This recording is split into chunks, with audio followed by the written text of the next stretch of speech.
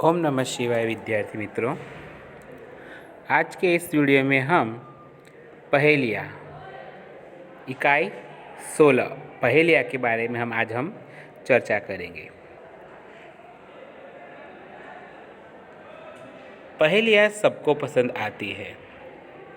पहेलियाँ समस्या या प्रश्न के स्वरूप में होती है। उसे समझना बड़ा रसप्रद होता है।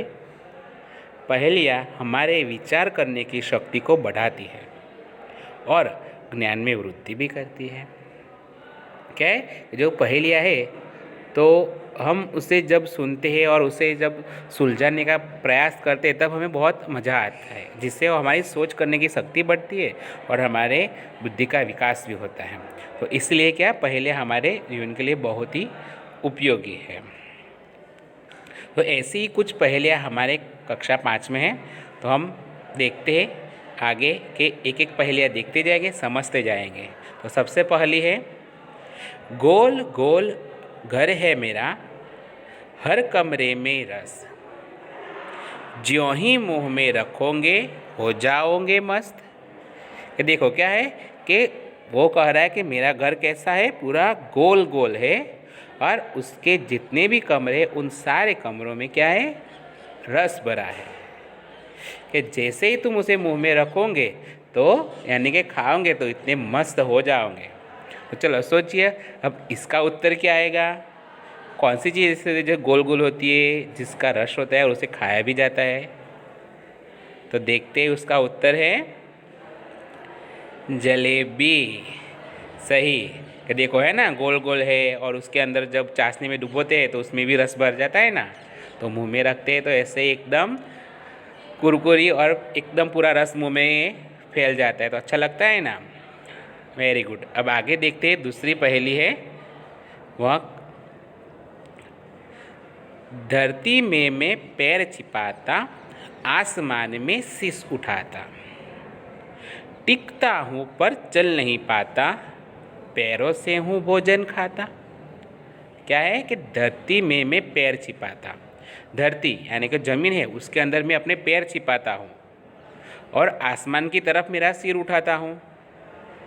कि एक ही जगह में टिका रहता हूँ के, पर वहीं से कहीं चल भी नहीं पाता। और कि मैं जो अपना खाना है वो कैसे, अपने पैरों से खाता हूँ। तो वो बोलो मैं कौन हूँ। तो चलो आप भी उसका उत्तर दो, कौन है वो। वह है एक पेड़।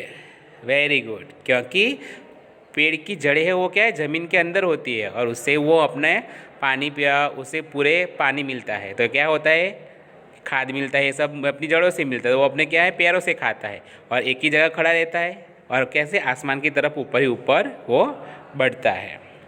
अब इसके आगे एक और पहेली है, वो देखते हैं। 3 अक्षर का मेरा नाम, सिर के ऊपर मेरा स्थान, अंत कटे तो पग बन जाऊं, मध्य कटे तो पड़ी रहूं। क्या है कि वह कह रही कि मेरा नाम कितने अक्षरों का है, 3 अक्षर का मेरा नाम है। के तो उन तीनों अक्षर में जो है उसका जो जो नाम बनता है उसका क्या है, मेरे सिर के ऊपर स्थान है। क्या जैसे ही क्या उसका अंत कटता है तो क्या बन जाता है, पग। जो इसके 3 अक्षर का नाम है उसमें से अंत वाला अक्षर कट जाता है तो क्या बन जाता है, उससे पग बन जाता है। और मध्य कटे यानी कि जो 3 अक्षर है उसमें से बीच का अक्षर कट जाए तो क्या बन जाता है, कि पड़ी रहती है वहीं। तो चलो सोचो अब उसका क्या होगा, ध्यान से सोचिए तो आपको इसका उत्तर इसी में से मिल जाएगा। तो इसका उत्तर आएगा पगड़ी। क्योंकि पगड़ी है तो उसका क्या है, उसका स्थान कहाँ पर, अपने सिर पर होता है। अब देखो यहाँ पर डी को निकाल दे तो क्या बन जाता है, पग, और बीच वाले अक्षर को निकाल दे तो क्या बनता है, पड़ी। तो यानी कि उसका उत्तर आएगा पगड़ी। Very good. अब आगे देखते हैं। पहाड़ है पर पत्थर नहीं, नदी है पर जल नहीं, शहर है पर जीवन नहीं, जंगल है पर पेड़ नहीं। क्या है, देखो यहाँ पर ये बहुत समझने की ज़रूरत है कि पहाड़ है पर पत्थर नहीं, कि यानी कि यहाँ पर इसमें पहाड़ दिखाए गए हैं और पहाड़ किससे बनते हैं, पत्थर के, पर यहाँ पर कोई पत्थर नहीं, फिर भी पहाड़ दिखाई दे बताए हैं। कि यहाँ पर नदी भी बताई है पर उस नदी में जल भी नहीं है, कि यहाँ पर जल भी नहीं दिखाई दे रहा। कि शहर है पर जीवन नहीं, कि इसके अंदर शहर को भी बताया, यानी कि जो जहाँ पर लोग रहते हैं उस जगह को दिखाया है, पर वहाँ पर कोई मनुष्य या कोई जीव नहीं दिखाई देता। और जंगल भी बताया है पर कोई पेड़ दिखाई देता नहीं है। चलो अब तो ये बहुत सोचने की बात है, अब सोचिए क्या आएगा इसमें। तो देखो, पहाड़ है पर पत्थर नहीं, नदी है पर जल नहीं, शहर है पर जीवन नहीं, जंगल है पर पेड़ नहीं, तो उसका उत्तर आएगा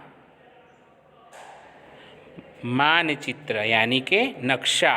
कि जो हमारे देश का नक्शा है उसके अंदर हम देखो कोई चिन्ह करके, कोई संकेत देकर हम उसे बताते हैं यहाँ से कि यहाँ पहाड़ है, यहाँ से लाइन करके दिखाए नदी जा रही है, यहाँ पर राउंड करके दिखाते कि जंगल है, यहाँ शहर है। इस तरह हम इसके अंदर दिखाते हैं, पर कहीं पर वो सही में वहाँ पर कुछ होता नहीं है, पर सिर्फ हम संकेत से दर्शाते हैं। तो इसका उत्तर आएगा मानचित्र। अब आगे देखते हैं कि कागज का घोड़ा धागे की लगाम। कागज का घोड़ा धागे की लगाम, छोड़ दे धागा तो करे सलाम। अब सोचो कि ये क्या आएगा, कि कागज का घोड़ा है क्या, और उसके वो कागज के घोड़े की लगाम कौन सी है, उसकी धागे की। कि जिस तरह घोड़े को लगाम से हम उसे दाएं या बाएं मुड़ाते हैं, वैसे ही ये कागज का घोड़ा है, उसकी धागे से हम उसे दाएं बाएं कर सकते हैं। और जैसे ही उसे धागा छोड़ देते हैं वैसे ही वो हमें क्या करते हैं, सलाम करने लगते हैं। तो बोलो क्या आएगा। इसके संबंध में इसका त्यौहार थोड़े दिनों पहले ही गया है, तो इसका उत्तर आएगा पतंग। क्यों, क्योंकि पतंग है वो कौन से, कागज की बनी है, और उसे संभालने के लिए उसकी लगाम धागा होता है, जिसे हम मोड़ना चाहे उसे कर सकते हैं। और जैसे हम उसे ढील देते हैं, यानी कि छोड़ देते हैं, तो वो कैसे आगे झुकने लगती है, ऐसे वो सलाम करते आगे चलती है।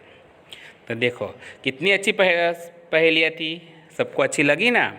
तो इसे एक बार पढ़िए ध्यान से, और इसे अपनी हिंदी स्वाध्याय की नोट में सुंदर अक्षर से सचित्र आपको लिखना है। जो पहेली है उसके सामने ही उसका उत्तर लिखना है।